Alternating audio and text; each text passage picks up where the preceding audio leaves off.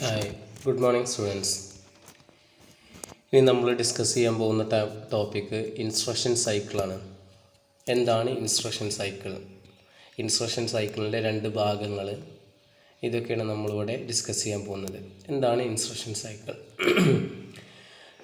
എന്താ ഒരു micro പ്രോസസ്സറിൻ്റെ primary task എന്ന് പറഞ്ഞു കഴിഞ്ഞാൽ എന്താ? The primary task of micro processor is to execute program. മെയിനായിട്ടുള്ള മൈക്രോ പ്രോസസ്സറിൻ്റെ ടാസ്ക് എന്ന് പറഞ്ഞു കഴിഞ്ഞാൽ ഒരു പ്രോഗ്രാം എക്സിക്യൂട്ട് ചെയ്യുക എന്നുള്ളതാണ്. Okay, that constitute of a sequence of instruction to perform a specific task. അപ്പോൾ എന്താ, ഒരു സ്പെസിഫിക് ടാസ്കിൻ്റെ സീക്വൻസ് ആയിട്ടുള്ള ഇൻസ്ട്രക്ഷൻസ്, അതിനെ നമ്മൾ എന്ത് പറഞ്ഞത്, ഒരു പ്രോഗ്രാം എന്ന് പറഞ്ഞത്. ഓക്കെ, ഒരു പെർട്ടിക്കുലർ ടാസ്ക് നമ്മൾ എന്ത് ചെയ്യും, സ്റ്റെപ്പായിട്ട് അറേഞ്ച് ചെയ്യുന്ന ആ ഒരു പ്രോഗ്രാമിനെ എക്സിക്യൂട്ട് ചെയ്യുക എന്നുള്ളതാണ് ഒരു മൈക്രോ പ്രോസസ്സറിൻ്റെ മെയിനായിട്ടുള്ള ടാസ്ക് എന്ന് പറഞ്ഞു കഴിഞ്ഞാൽ. Okay, CPU carry out to fetch an instruction and necessary data from the memory and to execute it constitute an instruction cycle. അപ്പോൾ ഈ ഇൻസ്ട്രക്ഷൻ സൈക്കിൾ എന്ന് പറഞ്ഞു കഴിഞ്ഞാൽ എന്താ? ഓക്കെ, നമ്മൾ ഇൻസ്ട്രക്ഷൻ സൈക്കിളിനെ കുറിച്ച് പറയാം. അപ്പോൾ ഇൻസ്ട്രക്ഷൻ സൈക്കിൾ എന്ന് പറഞ്ഞു കഴിഞ്ഞാൽ എന്താ? CPU അത് എക്സിക്യൂട്ട് ചെയ്യാൻ ആവശ്യമായിട്ടുള്ള ഡാറ്റ, അതേപോലെ തന്നെ ഒരു ഇൻസ്ട്രക്ഷൻ ഉണ്ടാവും. അപ്പം രണ്ട് ഡാറ്റ തമ്മിൽ ആഡ് ചെയ്യാം എന്ന് പറഞ്ഞു കഴിഞ്ഞാൽ എന്ത് ചെയ്യണം?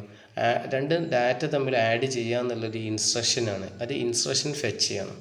എന്നിട്ട് എന്ത് ചെയ്യണം? ആ രണ്ട് ഡാറ്റകൾ എടുക്കണ്ടേ ആഡ് ചെയ്യാനല്ലേ? അപ്പോൾ മെമ്മറിയിൽ നിന്നോ അല്ലെങ്കിൽ ഇൻപുട്ട് ഔട്ട്പുട്ടെന്നോ എവിടെ നിന്നാണെങ്കിൽ എന്ത് ചെയ്യുക, ആവശ്യമായിട്ടുള്ള ഡാറ്റയും കൂടി എന്ത് ചെയ്യണം? ഫെച്ച് ചെയ്തിട്ട് എടുക്കണം. ഇൻസ്ട്രക്ഷനും ഫെച്ച് ചെയ്യുന്നു, അതേപോലെ തന്നെ നെസസറി ആയിട്ടുള്ള ഡാറ്റയും from the memory and to execute it constitute and instruction cycle. അപ്പോൾ അങ്ങനെ ചെയ്യുന്ന ആ ഒരു സംഭവത്തിന് എന്ത് പറയുന്നത്? ഇൻസ്ട്രക്ഷൻ സൈക്കിൾ എന്ന് പറയുന്നത്. അതായത് CPU എന്ത് ചെയ്യും?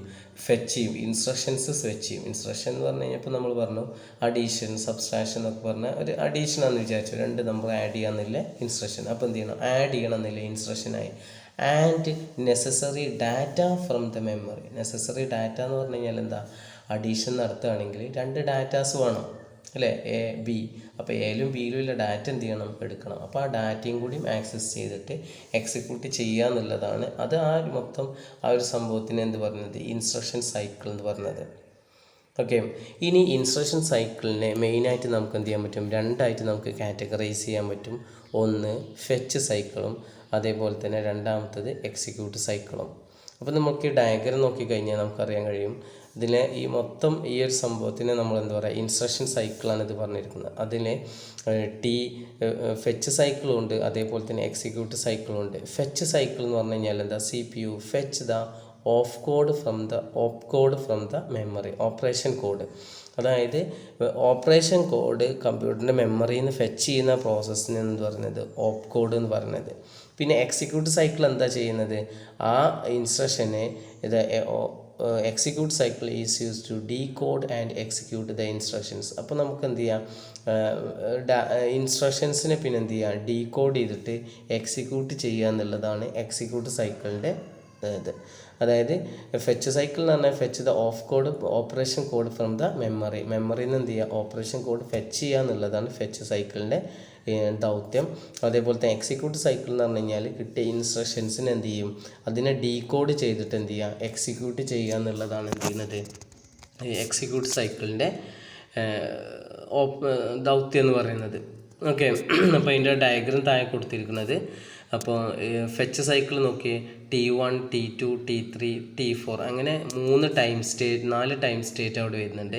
എക്സിക്യൂട്ട് സൈക്കിളിന് എന്തുണ്ട്? T1, T2, T3 എന്ന് പറഞ്ഞിട്ടുള്ള ടൈം സ്റ്റേറ്റ് ഉണ്ട്. അതാണ് ഓരോന്നിനും T1, T2. അപ്പോൾ ഇതൊക്കെ എന്താണെന്നുള്ളത് നമ്മൾ പറയും. അതേപോലെ തന്നെ ക്ലോക്ക് പൾസ് എന്താണ്, അങ്ങനത്തെ സംഭവങ്ങളൊക്കെ നമ്മൾ ഇനി ഇതിൽ പറയുന്നുണ്ട്. ഓക്കെ, അപ്പോൾ നമ്മളിവിടെ ഇൻസ്ട്രക്ഷൻ സൈക്കിളാണ് പറഞ്ഞത്. എന്താണ് ഇൻസ്ട്രക്ഷൻ സൈക്കിൾ എന്ന് പറഞ്ഞു? ഇൻസ്ട്രക്ഷൻ സൈക്കിളിൻ്റെ രണ്ട് ഭാഗങ്ങൾ ഏതൊക്കെയാണെന്നുള്ളതാണ് നമ്മളിപ്പോൾ ഇവിടെ പറഞ്ഞത്.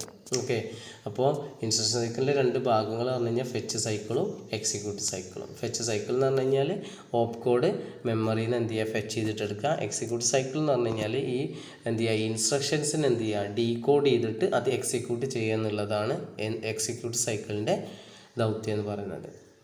അടുത്തതായിട്ട് ടൈം ഡയഗ്രാം. അപ്പോൾ ഇതിനെ നമ്മൾ എന്ത് പറയുന്നത്, ടൈം ഡയഗ്രാം എന്നാണ് പറയാം. ഓക്കെ, അപ്പോൾ ടൈം ഡയഗ്രാം ഇനി ഇതാകണ്ടോ, ഓഫ് കോഡ് ഫെച്ചിങ് മെഷീൻ സൈക്കിളിൻ്റെ ടൈം ഡയഗ്രാം കാര്യങ്ങളൊക്കെയാണ്. അപ്പം നമുക്ക് ഇനി അതൊക്കെ പറയാണ്ട്.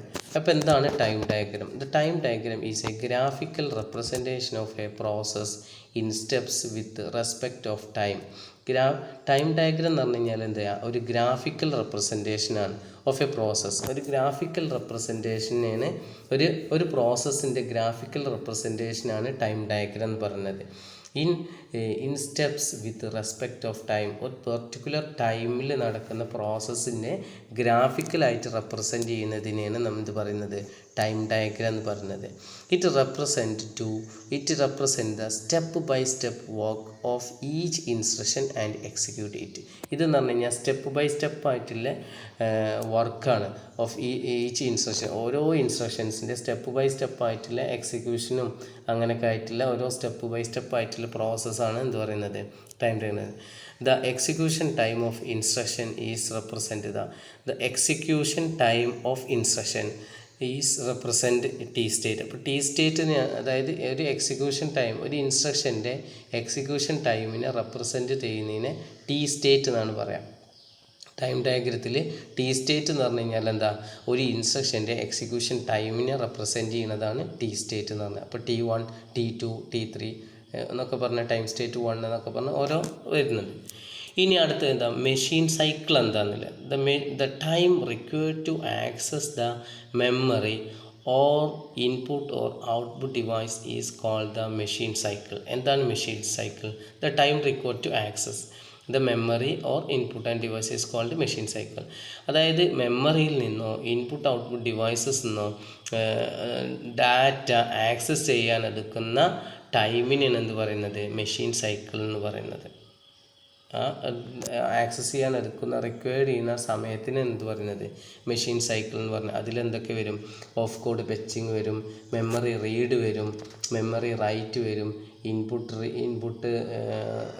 റീഡ് ഉണ്ടാവും, output write, IO read and write ഓപ്പറേഷൻസും. ഇതൊക്കെ എന്താണ്, മെഷീൻ സൈക്കിളാണ്. മെഷീൻ സൈക്കിൾ എന്ന് പറഞ്ഞു കഴിഞ്ഞാൽ opcode fetching, memory read, memory write, IO read and write, ഇതിനൊക്കെ എന്ത് പറയും, മെഷീൻ സൈക്കിൾ എന്നാണ് പറയാം.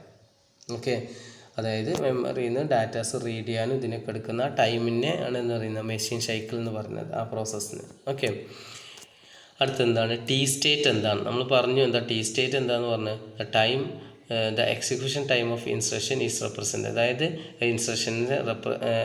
ഇൻസ്ട്രക്ഷൻസിന് എന്ത് ചെയ്യുക, എക്സിക്യൂട്ട് ചെയ്യാൻ എടുക്കുന്ന സമയത്തിന് എന്ത് പറയുന്നത്, ടി സ്റ്റേറ്റ് എന്ന് പറയുന്നത്. അപ്പോൾ ഒന്നുകൂടി വിശദമായിട്ട് പറയുന്നത്, the portion of operation carried out 1 clock period is called T state. ഒരു ക്ലോക്ക് പീരിയഡിൽ നടക്കുന്ന ഓപ്പറേഷൻസിന് എന്ത് പറയുന്നത്, ടി സ്റ്റേറ്റ് എന്ന് പറയുന്നത്. എന്താണ് ഒന്നുകൂടി താഴെ ഡിഫൈൻ ചെയ്ത് പറയുന്നുണ്ട്. A T state is defined as the time elapsed between the falling edge of 1 clock pulse and falling edge of next clock pulse. ഇതെന്താ പറഞ്ഞതെന്ന് ചോദിച്ചു കഴിഞ്ഞാൽ, ഇപ്പോൾ എന്ന് പറഞ്ഞു കഴിഞ്ഞാൽ ഒരു മിനിറ്റ് എന്ന് പറഞ്ഞു കഴിഞ്ഞാൽ എന്താ, ഒരു മിനിറ്റ് എന്ന് പറഞ്ഞു കഴിഞ്ഞാൽ അതായത് ഇപ്പം 58ാമത്തെ മിനിറ്റ് എന്ന് പറഞ്ഞു കഴിഞ്ഞാൽ, അതല്ലെങ്കിൽ വേണ്ട, ഒരു 14ാമത്തെ മിനിറ്റ് എന്ന് പറഞ്ഞാൽ 14ാമത്തെ മിനിറ്റ് എന്ന് പറഞ്ഞു കഴിഞ്ഞാൽ എന്താ, 13 മിനിറ്റ് കഴിയുന്നത് മുതൽ 15ാമത്തെ മിനിറ്റ് തുടങ്ങുന്നത് വരെയുള്ള സമയ ഗ്യാപ്പ് അല്ലേ, അതല്ലേ. അതായത് 13ാമത്തെ സമയം 13 എന്ന് പറഞ്ഞ മിനിറ്റ് കഴിഞ്ഞത് മുതൽ 15ാമത്തെ മിനിറ്റ് തുടങ്ങുന്നത് വരെയുള്ള ഗ്യാപ്പാണ് എന്ത് ചെയ്യുന്നത്, 14 എന്ന് പറഞ്ഞ മിനിറ്റ്.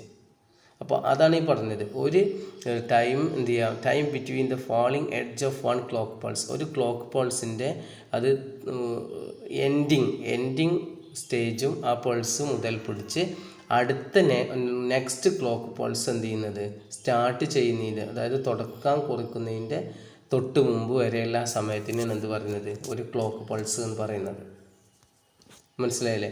ഇപ്പോൾ നമുക്കിവിടെ നോക്കാം, ഒരു ക്ലോക്ക് പൾസ് എന്ന് പറഞ്ഞു കഴിഞ്ഞാൽ ഇപ്പോൾ ഉണ്ടോ, ഇവിടുന്ന് ടി സ്റ്റേറ്റ് എന്ന് പറഞ്ഞു കഴിഞ്ഞാൽ ഇവിടെ നിന്ന് സ്റ്റാർട്ട് ചെയ്യുന്നത് തൊട്ട് ഫസ്റ്റത്തെ തന്നെ നോക്കാം, ഫസ്റ്റ് ഈ ലൈന് തൊട്ട് ഫസ്റ്റത്തെ കഴിഞ്ഞ് രണ്ടാമത്തെ നോക്കേ, ഇവിടെ മുതൽ ഇവിടം വരെ കണ്ടോ, ഈ പോർഷൻ മുതൽ പിടിച്ച് ഇതുവരെ, അതായത് ആ കോളം ആയിട്ട് കൊടുത്തില്ലേ, അതിനാണ് എന്ത് പറയുന്നത്, ടി സ്റ്റേറ്റ് എന്ന് പറയുന്നത്. ഓക്കെ, ഒരു ടി സ്റ്റേറ്റ് എന്ന് പറഞ്ഞത് T1 T2 എന്ന് പറഞ്ഞാൽ ഒരു ടി എന്ന് പറയുന്നത്, അതാണ് ടി സ്റ്റേറ്റ് എന്ന് പറയുന്നത്. ഇനി അതിൽ യൂസ് ചെയ്യുന്ന ടൈം ഡയഗ്രത്തിൽ യൂസ് ചെയ്യുന്ന സിഗ്നൽസ് ഏതൊക്കെയാണെന്നുള്ളത് നോക്കാം. ഇതൊക്കെ നമ്മൾ ഓൾറെഡി ഡിസ്കസ് ചെയ്തിട്ടുണ്ടായിരുന്നു. ഓക്കെ, CLS എന്ന് പറഞ്ഞു കഴിഞ്ഞാൽ എന്താ, time signal generated by CPU, time signal generated by CPU, അതായത് CLS ക്ലോക്ക് പൾസ് ആണ്, time signal generated by CPU. IO/M bar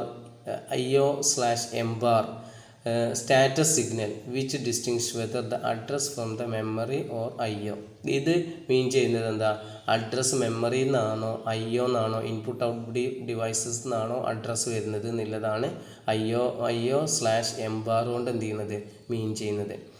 S0 S1 status signals ആണ് അല്ലേ, ഇത് മൂന്നും സ്റ്റാറ്റസ് സിഗ്നൽസ് ആണ്. IO/M ബാറും S0 S1 ഒക്കെ എന്താ, സ്റ്റാറ്റസ് സിഗ്നൽസ് ആണ്, നമ്മൾ പഠിച്ചിട്ടുണ്ടായിരുന്നു. S0 S1 എന്ന് പറഞ്ഞു കഴിഞ്ഞാൽ സ്റ്റാറ്റസ് സിഗ്നൽസ് ആണ്. ഇത് S1ഉം S2ൻ്റെ ഉള്ള വാല്യൂസിനെ ബേസ് ചെയ്തിട്ടാണ് നമ്മൾ എന്ത് പറയുന്നത്, ഇത് റീഡിങ് ആണോ റൈറ്റിംഗ് ആണോ ഹോൾട്ടാണോ ഫെച്ചാണോ എന്നുള്ളതൊക്കെ നമ്മൾ മനസ്സിലാക്കിയിരുന്നു. അപ്പോൾ ഇത് S0ഉം S1ഉം S0ഉം 00 ആണെച്ചെങ്കിൽ അത് ഹോൾട്ട് സ്റ്റേറ്റ് ആണ്. അതേപോലെ തന്നെ S1 0ഉം S0 1ഉം ആണെങ്കിൽ എന്താണ്, റൈറ്റ് മോഡിലാണ്. പിന്നെ അത് മെമ്മറിയിൽ നിന്നാണോ IO ഡിവൈസസ് എന്നാണെന്നില്ല, IO/M ബാർ എന്നാണ് എന്ത് ചെയ്യുന്നത്, മെമ്മറി ആണോ ഇൻപുട്ട് ഔട്ട്പുട്ട് ആണോ എന്നില്ല മീൻ ചെയ്യുന്നത് അവിടെ നിന്നാണ്.